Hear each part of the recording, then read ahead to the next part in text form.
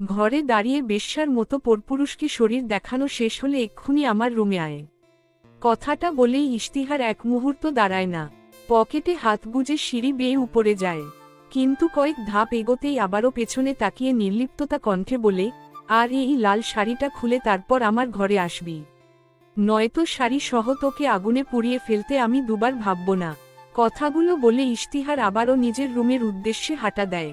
রূপ এতক্ষণ মাথা নিচু করে কেঁদে যাচ্ছিল। ইশতিহারের বলা শেষ কথাটা যেন তার মেরুদণ্ড বেয়ে এক শীতল শিহরণ বইয়ে দেয়। রূপের শাড়ির আঁচলটা আলগোছে মেঝের ওপর পড়া, একটু আগেই যেটা দিয়ে রূপের মাথায় বড় করে ঘোমটা দেওয়া ছিল। আজ পাত্রপক্ষ রূপকে দেখতে এসেছিল।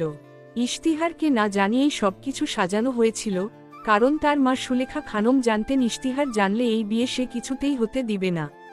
কিন্তু তার ভয়েই সত্যি হলো।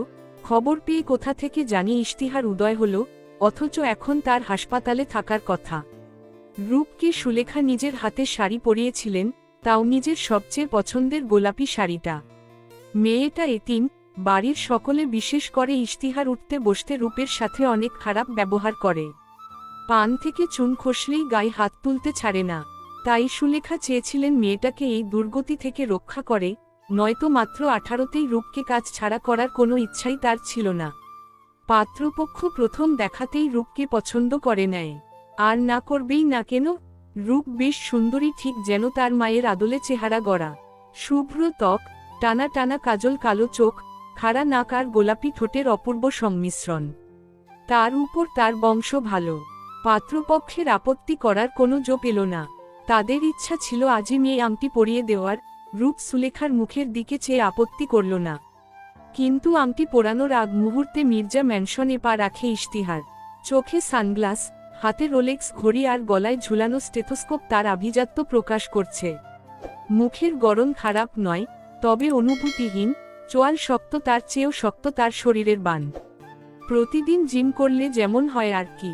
চুলগুলো বেশ যত্নে বেকব্রাশ করা, তবুও দু একটা চোখের সামনে ঝুলে রয়েছে।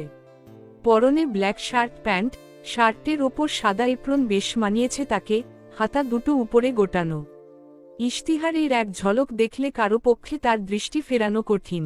হয়তো তার এই গাম্ভীর্য আর সুপুরুষতা কারণে অনেক আগেই রূপ তার মন প্রাণ সবকিছু ইশতিহারকে দিয়ে দিয়েছে, কিন্তু মুখে প্রকাশের সাহস তার মধ্যে নেই। ইশতিহারের বেশ জোরালো ধমক শুনে দ্বিতীয়বার তার বিরোধিতা করার সাহস রূপের হয় না। হাতের উপরের পিঠ দিয়ে চোখের অবশিষ্ট পানি মুছে সে নিজের রুমে চলে যায়। তবে যাওয়ার আগে একবার সুলেখার দিকে চায়, তিনিও অপরাধীর দৃষ্টিতে রূপের দিকে চেয়েছিল। তারপর রূপ আর দাঁড়ায় না, ইশতিহারের আদেশ পালনে ব্যস্ত হয়ে পড়ে।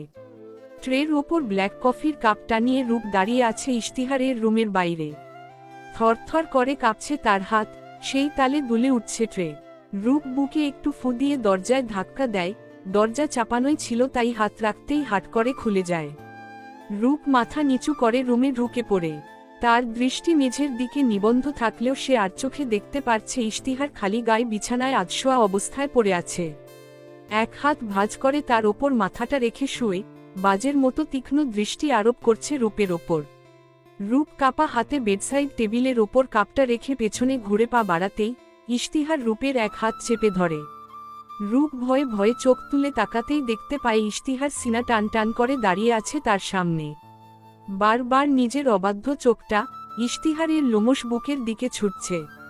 ইশতিহার একটু বাঁকা হাসি হেসে রূপের চিবুক ধরে তার মুখখানা উঁচিয়ে ধরে বলে, আমার দিক থেকে চোখ সরে আবার ঠিকই মায়ের কথায় পরপুরুষের সামনে পাত্রী সেজে বসে পড়ছিস। তোর তো দেখি চরিত্রে সমস্যা। ইশতিহারের এমন কথায় রূপের অভিমান হয়। দুহাত দিয়ে ইশতিহারকে ঠেলে সে মুখ ঘুরিয়ে বলে, আমি আপনার দিকে চাইনি। আপনার হাতির মতো বুকটা আমার চোখের সামনে এলে কি এটা আমার দোষ? আর আমি যার সামনে ইচ্ছা হয় তার সামনে যাব, আপনি বলার কে? আমি বলার কে, তাই না? এই বলে ইশতিহার টেবিলের গরম ধোয়া ওঠা কফির মগটা হাতে নিয়ে পুরো কফিটা ছুঁড়ে দেয় রূপের দিকে। সাথে সাথেই তীব্র জ্বলাপোড়া শুরু হয়ে যায় রূপের মুখে আর হাতে। যে যে জায়গায় কফির ফোঁটা ছিটকে পড়েছে সেই জায়গা লাল হয়ে উঠেছে। তীব্র ব্যথায় রূপের চিৎকার ইশতিহারের সাউন্ড প্রুফ রুমের চার দেওয়ালের মাঝেই আটকা পড়ে যায়। রূপ ব্যথা সহ্য না করতে পেরে মেঝের ওপর পড়ে যায়। ইশতিহার এবার হাঁটু গেড়ে রূপের সামনে বসে তার চুলের মুঠি টেনে ধরে বলে, এটাই আমার কথার অবাধ্য হওয়ার শাস্তি। আজ প্রথমবার দেখে মাত্রা কম ছিল, পরের বার থেকে নিয়ম আরও কঠোর হবে। তুই অন্য কোনো পুরুষের সামনে বেহায়াপনা কর কিংবা তাদের গায়ে ঢলে পড়ে যা, আমার তাতে যায় আসে না, কিন্তু আমার সন্তান তোর গর্ভে থাকাকালীন আমি ছাড়া আর কোনো পুরুষের সামনে তোর যাওয়া নিষিদ্ধ। আই রিপিট, আমি ছাড়া তুই অন্য কারো সামনে যেতে পারবি না। গেলে একদম ঠ্যাং ভেঙে খোড়া করে রেখে দিব। রূপের তখন নাজেহাল অবস্থা। ইশতিহার এর হাত থেকে নিস্তার পাওয়ার জন্য তার আত্মা পর্যন্ত ছটফট করতে থাকে। সে এবার ইশতিহার এর দিকে ঘৃণ্য দৃষ্টিতে তাকিয়ে বলে, আপনি কি ভেবেছেন আমি আপনার এই অবৈধ সন্তানকে আমার গর্ভে বড় করব? তাকে জন্ম দিব? কখনোই না। এই মাংসপিণ্ডের কোনো মূল্য নেই আমার কাছে, কারণ ও আপনার মতো অমানুষের সন্তান। আর কি পরিচয়ই বা হবে এই সন্তানের বলুন? শেষে গিয়ে আমার গায়ে কলঙ্ক লাগবে, অথচ আমার কোনো দোষী ছিল না। আপনার কাছে যেটা এক রাতের ভুল, আমার কাছে সেটা সারা জীবনের ইজ্জতের মামলা। তাই আমি কখনোই আপনার জারজ সন্তানকে জন্ম দিতে পারবো না।